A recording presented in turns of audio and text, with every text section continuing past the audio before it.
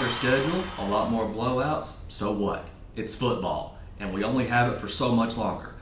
He's Jeff Birchfield, he's Brian Woodson, he's Andrew Smith. I'm JD Vaughn, welcoming you once again to the Six Rivers Media Sports Huddle. We'll talk about this past week and talk about upcoming Week 9 right after this word from our sponsor, Lazy J Farms.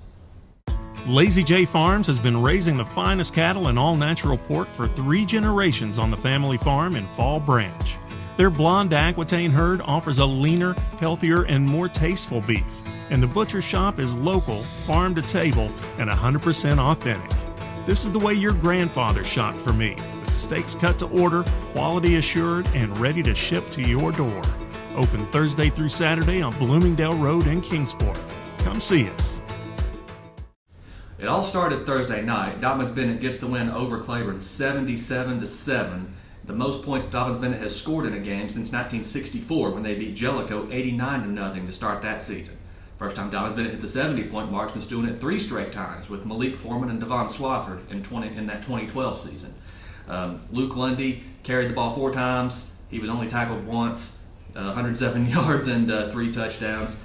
And just so many of the backups got on the board. Kedrick Harris, Julian Sensabaugh, a pick 6. Jalen Thomas, a punt return, nearly had 2 punt return touchdowns, came about 4 yards away from having a second one. Jayla Roach, Peyton Ferguson, Jaden Volker, Aiden via 60-yard pass from quarterback Tate Wernke, who himself had a rushing touchdown. I know that's a mouthful, and I may be pronouncing names wrong. Please forgive me for that. Just a one-sided game there for Dobbins Bennett. The Indians now 6-1 off this week, but they get the win 77-7 over the Claiborne Bulldogs in their first ever meeting. Rykov, Brian, you had the closest game this week. Rykov goes up to Eastside, a battle of the 2 first-place teams in the Cumberland District. Did this game live up to the hype? Yeah, it was very entertaining. Both teams kept the ball well. Rykov got the ball on the ground, and that was the problem. Twin Springs knew what was coming pretty much every play, and they stopped that running game. Twin Springs, Keldon Hamilton had 200 yards rushing. I think it's Eastside. And the quarterback had 178 yards passing and 2 touchdowns, including an 89-yard touchdown pass. So Eastside was really good both ways. They can run, they can throw. They also played really good defense. Rykov had a couple of key injuries. Quarterback Jacob Jesse, who missed all last year with an ACL on one knee, injured the other knee in this game. He left early, then so did Cole Barnett, who's their big playmaker on offense. Both are having MRIs this week to find out the severity of their injuries. And they also had 3 turnovers. They were still there. It was 18-12 with 6 minutes to go in the game. And then Twin Springs, I keep saying Twin Springs, the East Side got a couple big plays and scored a touchdown to put it away. But it was an entertaining game. Rykov learned a lot about themselves. They're off this week. Hopefully get healthy, and they got a pretty tough road down the stretch. Yeah, Keldon Hamilton and Rocky Bond, two of the best players in the Cumberland District, and they showed it that night. Yeah, Bond had 6 catches, 160 yards. He's a really good player. To add to Hamilton, it makes him pretty tough. Yeah, and if those 2 are injured for Rykov, that'll be big. Should they meet again down the road, very much possible. Andrew, you covered a blowout yourself, but Cloudland with the first win on that new turf at Orr Field. Yeah, it was a big win for them. Their homecoming as well. So good times on top of Roan Mountain for sure. Last past Friday, 56-8 winner over Sunbright. Pardon me, and that win kind of creates a pretty sizable gap in Region 1-1A between your top 4 and your bottom 4, which coincidentally, top 4 make the postseason. So Hampton, actually, funnily enough, clinched a playoff spot with that result as well. So while the top 4 is not fully decided, one spot is. So there you go. But it was a big game for the Highlanders. Bryce Birchfield, the quarterback for the Highlanders, had a really nice day. He really established the quarterback run game early. Cloudland's first possession was nothing but Bryce Birchfield runs, and he ran all the way into the end zone. And I had the 2-point conversion to boot. So it was Bryce Birchfield early and often. He threw for 2 touchdowns, or ran for 2 touchdowns, threw for another. And just overall, Cloudland did a really nice job up front, especially on the offensive side of the ball. They ran the ball extremely well. It wasn't just Birchfield, although it was a lot of Birchfield.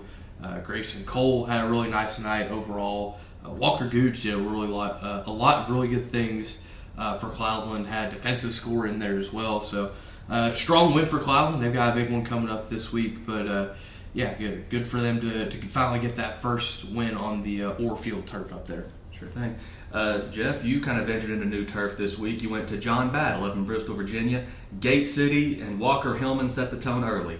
Just what did you notice how it was like at Gate City in this game? Yeah, I mean, I had my rare Southwest Virginia game with Science Hill bit off this week, and Walker Hillman, like you said, 12 carries, 152 yards, 3 touchdowns. You know, we all know what a great soccer player he is, but he's also pretty tough on the football field, as he's shown, and all that. And he's battling a hand injury as well. Got that in a cast.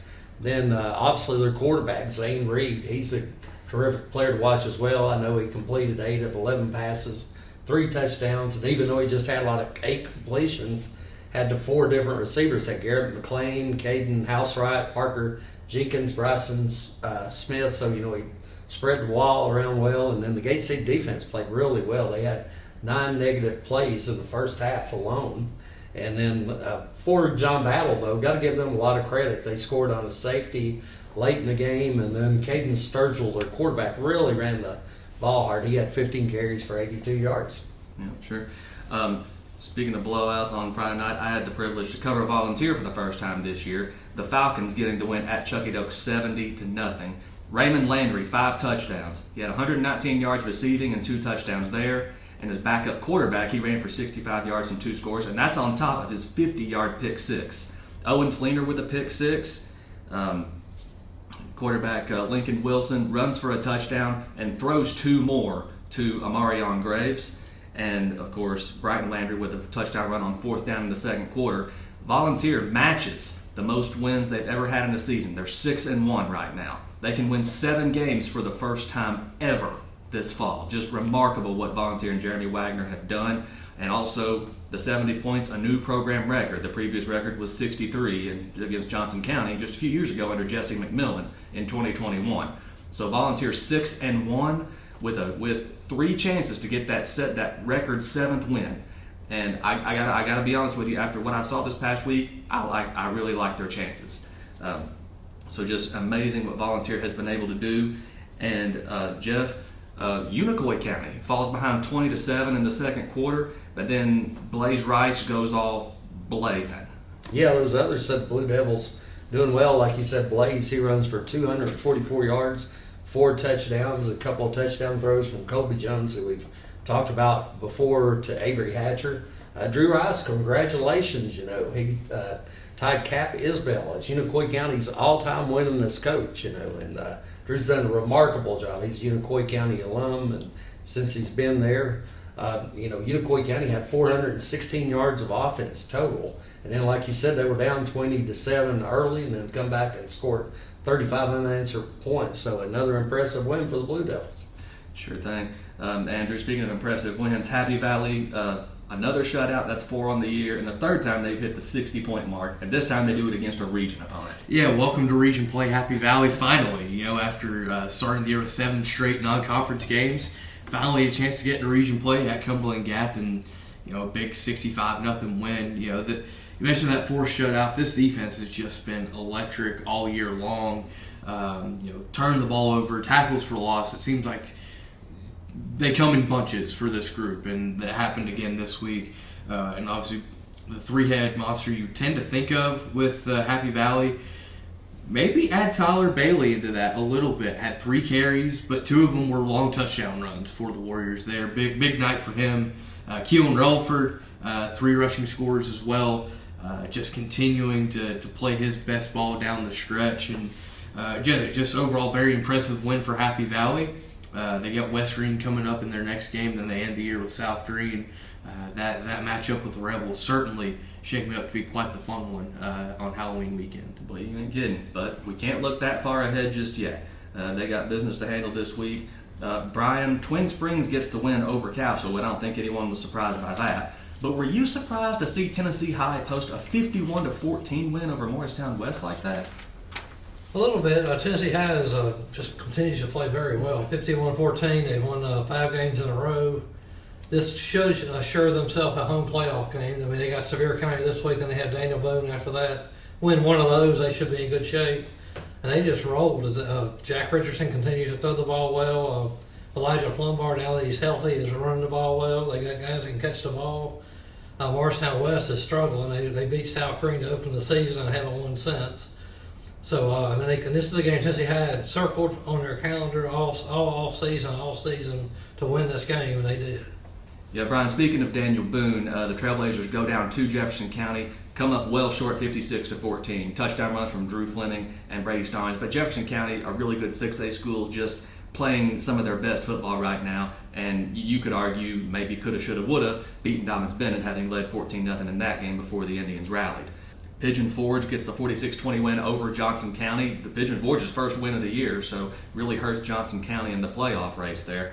Unaka comes up short again, this time to Jellicoe, 69-0, and just a tough break for the Rangers. That's going to wrap it up for the Week 8 action, but we'll be right back and talk about Week 9 right after this. Lazy J Farms has been raising the finest cattle in all-natural pork for 3 generations. Our blonde Aquitaine herd offers a leaner, healthier, and more tasteful beef that ships from our store directly to your freezer. This is the way your grandfather shot for meat, only now we wrap it, seal it, and send it right to your door. We have plenty of options to pick from, and they're all fresh and natural. Just visit our website at lazyjbeef.com and choose your package. We'll get it straight to you. Kind of hard to decide on the game of the week this week, although we did decide Cherokee Chiefs on the road to face the Davy Crockett Pioneers. Quarterbacks will obviously be in the spotlight, Andrew. A.J. Wynn against Landon Jeffers, and so will the running backs, guys like Sam Casey and Jaden Weston. What do you look for in this game? Yeah, Crockett coming in off their bye week, with a much-needed bye week. They've been struggling the past couple of weeks. A chance for them to kind of get back off the schneid, but it's a hard team to do that against. This Cherokee team that's, coming in at 5-2. You mentioned the quarterback, Landon Jeffers. The development of their run game has been something that's been fascinating to me this season. Not that they couldn't run the ball last year, but my goodness, Jaden Weston has been fantastic this year for the Chiefs. So for me, I'm looking at Crockett and can they match the Cherokee physicality? I think back, I saw them a couple weeks ago against Gate City, and they struggled. They struggled against Gate City in their trench game. So for me, I think that they'll need to play well on both sides of the line. Obviously there, and then on offense, you mentioned A.J. Wynn. Well, A.J. needs time to throw the ball, process what the Cherokee coverage is, all that. If he doesn't have time to throw, it's hard to pin much on him there. You think back last year, it was a Cherokee win 35-21 over Crockett. Two teams kind of coming in on opposite directions, but if you're Crockett, you're trying to build momentum for the Musket Bowl here in a couple weeks, and here's a great opportunity to do that. Yep, and it's also no secret who each team's top receiver is. Jackson Overstreet, the junior for David Crockett, Lofton Hayes, of course, for the Chiefs. So non-conference game, but should be a good game nonetheless in Jonesboro, Andrew. Another game, Brian, that catches my eye, East Side is once again playing for first place in the Cumberland District. This time they are on the road in Nicholsville at Twin Springs. Both teams 2-0 in the Cumberland. What are you looking for in this game? This should be interesting. Eastside had all their eggs in the basket to beat Rack Cove, and now they're playing Twin Springs, which is much improved over last season when they had so many injuries. This year they're playing really well. Clay Ross has been probably one of the best players in the area, throwing and running the ball. Julian Pascual has been a terrific running back all season. Isaiah Kaiser, one of the top freshmen in the area, he's played well on both sides of the ball. They come in, they've lost only 2 games, and both of those were close.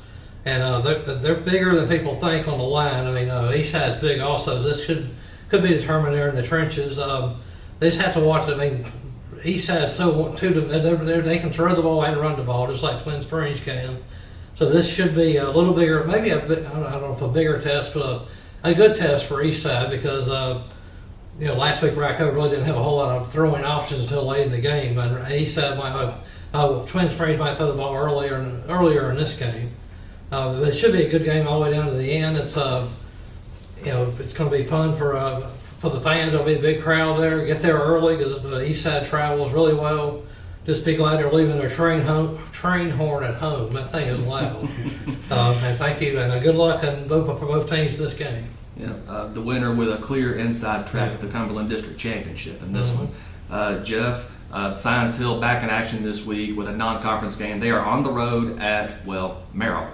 So could be potentially a playoff preview. So what are you looking for in this game? Well, Maryville, number 3 team in the state. Maryville's not your typical Maryville team. They're not, this team that you look at. They're going to run the ball all the time. This one's built more on passing with quarterback Will Jones, who's thrown for over 1,500 yards and completed nearly 80% of his passes. Now, last year, of course, Maryville come up to Johnson City during the regular season, and Science Hill were 3 seconds away from beating the Rebels.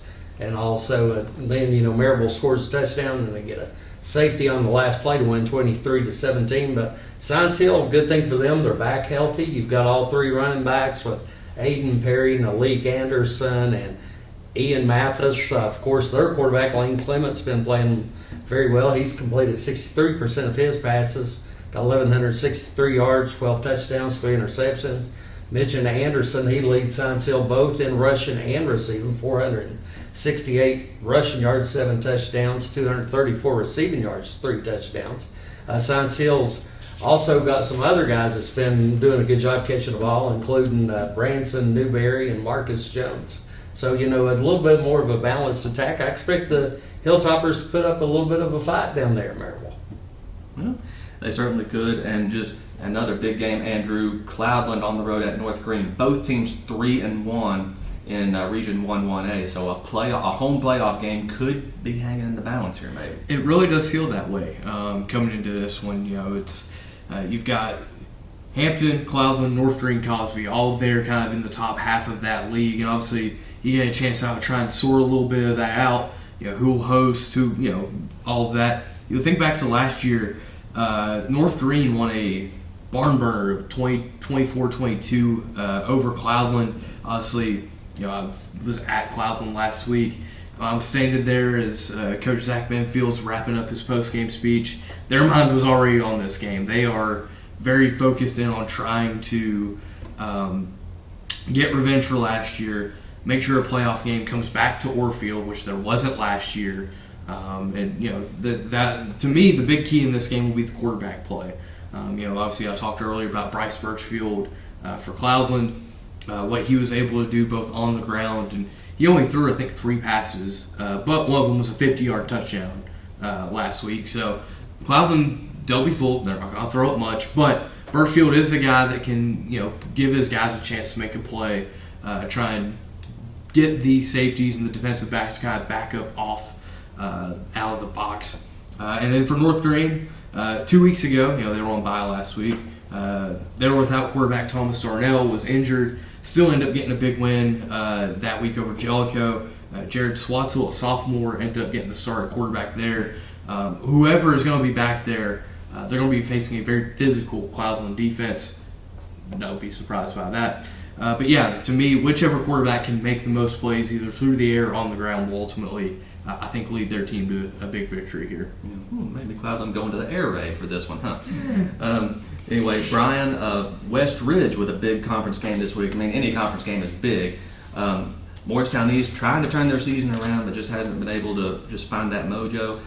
West Ridge trying to get back on track in the conference race. Yeah, I mentioned earlier that Morristown West had beaten South Green. They actually beat Morristown East. Morristown East beat South Green to open the season, and they've lost 7 straight since then. West Ridge has bounced back after their couple of tough losses. This is their last home game of the season, unless they get a home playoff game.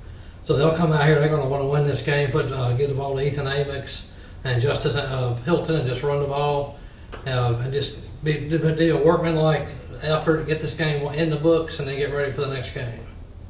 I don't expect the ball to be spending much time in the air. No, definitely not. No, it's been working all year, so why get away from it now? Yeah, that's right. Another big game, Region 1-4A. Volunteer has a chance for that 7th win this week. They're going to host the 2nd-ranked Greenville Green Devils. Obviously a tall task. Greenville with quarterback Caden Baugh and receiver Zayden Anderson, who is Tennessee-bound, and just that dominant ground game. Obviously, Greenville is going to be a heavy favorite. Volunteer has never beaten Greenville in football, but is this the year? There are going to be a lot of eyes on Churchill this week to see if Volunteer can prove itself. Now, Volunteer did play Elizabethton tougher than people expected earlier in the year. Got a couple of late touchdowns to make the score closer, 31-21. But Volunteer, they're going to come out hyped up for this game, as they should.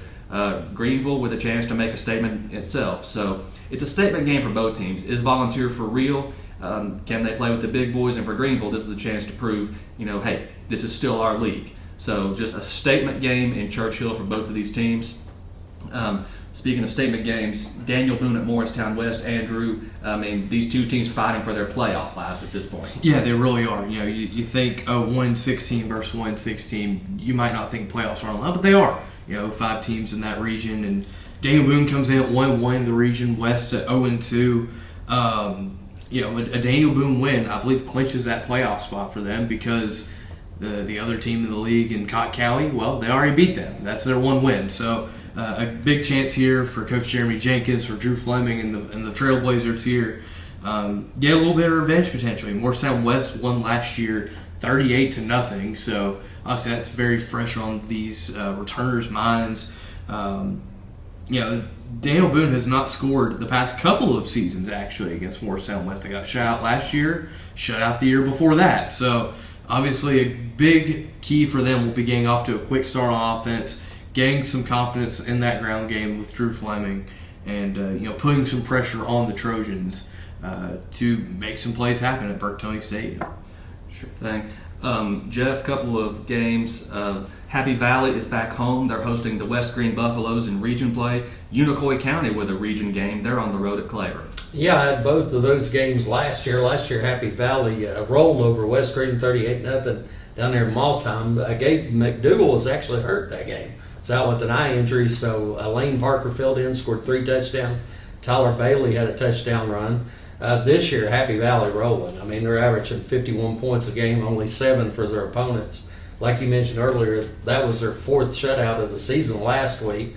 3rd time they've scored over 60 points, and Bailey had 3 carries. 2 of those were touchdowns, 156 yards. Relaford had 120 yards and 3 touchdowns against Cumberland Gap. Happy Valley, really, Jason Jarrett's got that program rolling. They're 22-3 over the last 3 regular seasons. And then Unicoi County at Claiborne last year when they played, that was the first game back in Irwin after Hurricane Helene. And Unicoi County won that one 42-13. Now they're going to be headed down to New Tazewell. But last year, Kobe Jones, incredibly efficient. 20 of 22 passing, 221 yards, 4 touchdowns. And then this year, we've talked about the Blue Devils over and over. Really athletic team. We've talked so much about their offense, but their defense, Brady Simmons, he has 72 tackles this season. Really had a terrific season on the defensive side of the ball. The Blue Devils rolling. Sullivan East and their passing attack. Their Peyton Lingerfeld to Blue Prophet connection. They're going to go rolling into Elizabethton, still looking for that first win of the year.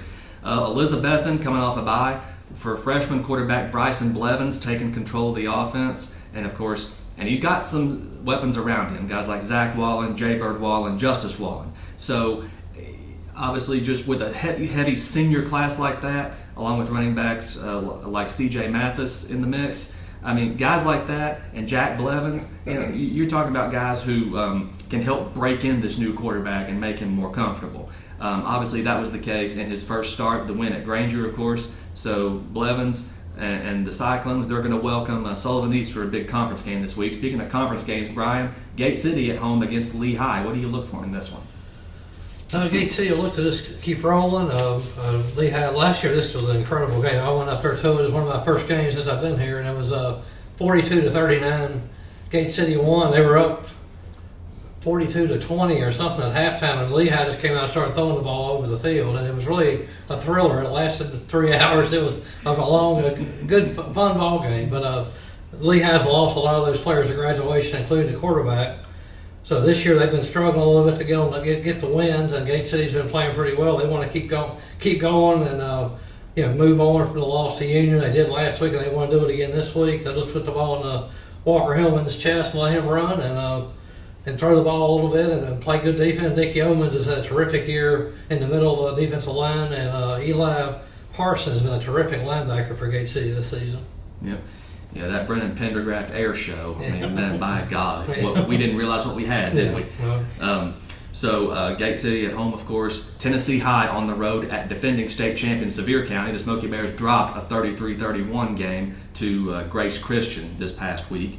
Unaka on the road at Tri-Cities Christian. Providence Academy on the road at Providence Christian. The two schools not to be confused, as Providence Christian is in Murfreesboro. This is a conference game, of course, for the Knights, and a chance to get that first conference win as a TSSAA football member. That's going to wrap it up for Week 9 of the Sixers Media Sports Huddle. For Jeff, Brian, and Andrew, I'm JD Vaughn. Get out there and enjoy some football while we still got it. Lazy J Farms has been raising the finest cattle and all-natural pork for 3 generations on the family farm in Fall Branch.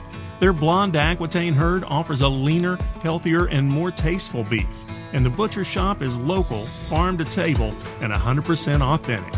This is the way your grandfather shopped for me, with steaks cut to order, quality assured, and ready to ship to your door. Open Thursday through Saturday on Bloomingdale Road in Kingsport. Come see us.